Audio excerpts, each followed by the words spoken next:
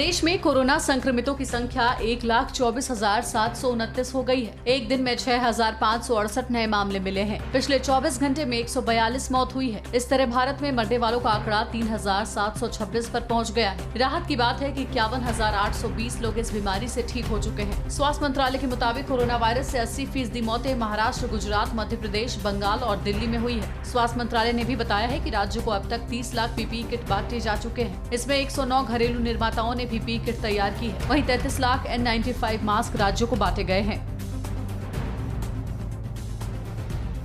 देश में कोरोना के मामले बढ़ रहे हैं। कोरोना पर स्वास्थ्य मंत्रालय ने बड़ा बयान दिया है। अगर देश में लॉकडाउन नहीं होता तो कोरोना संक्रमण के आंकड़े और बड़े होते। नीति आयोग के सदस्य वीके पॉल ने कहा है कि लॉकडाउन नहीं होने पर 20 लाख और कोरोना के मरीज हो सकते थे और 54,000 मरीजों की जान जा सकती थी। इसलिए हमें चौकन्ने रहना है, हमें और तैयारी करना, और इस वायरस के बारे में हम बहुत कुछ चीजें अभी जानते भी नहीं।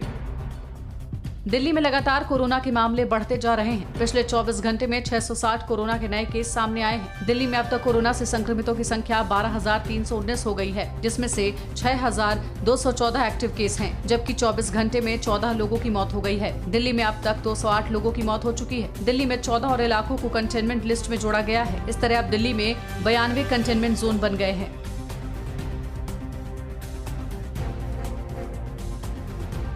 दिल्ली में सीआरपीएफ जवानों में कोरोना संक्रमण का मामला बढ़ता ही जा रहा है। राजधानी दिल्ली में सीआरपीएफ के 5 जवान कोरोना पॉजिटिव मिले हैं। इस तरह अब सीआरपीएफ में कोरोना संक्रमितों का आंकड़ा 125 पर पहुंच गया है। सभी जवानों का झज्जर के एम्स में इलाज चल रहा है, जबकि एक जवान इस बीमारी से ठीक हो गया है। बीमारी को मात देने वाले जवान का Rajiv Gandhi super speciality hospital में इलाज चल रहा था।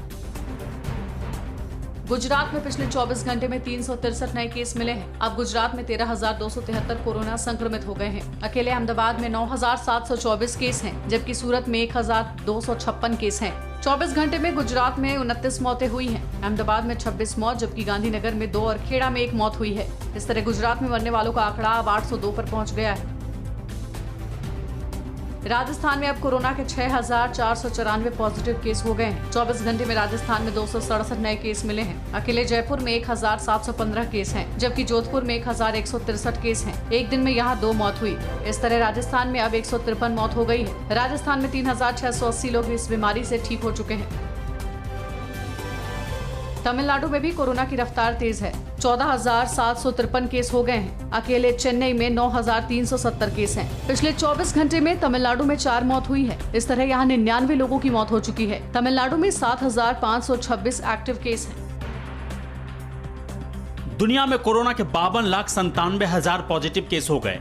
मौत का आंकड़ा 3,39,400 के पार पहुंच गया। 28,07,000 से ज्यादा एक्टिव केस हैं, जबकि ब्राजील कोरोना संक्रमित मामले में अब दूसरे नंबर पर आ गया है। ब्राजील में 3,30,800 से ज्यादा मरीज हो गए हैं। वहीं रूस में 3,26,000 से ज्यादा मरीज हैं। अगर मौत की बात करें तो ब्रिटेन में 36,000 से ज्यादा और इटली में 32,000 से ज्यादा मौतें हो चुकी हैं।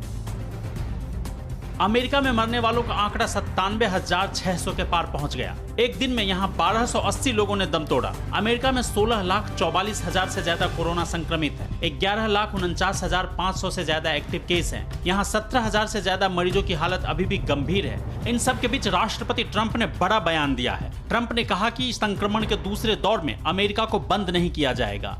इन सब के बीच ट्रंप ने चर्च, मंदिर समेत सभी प्रार्थना घरों को खोलने के निर्देश दे दिए हैं।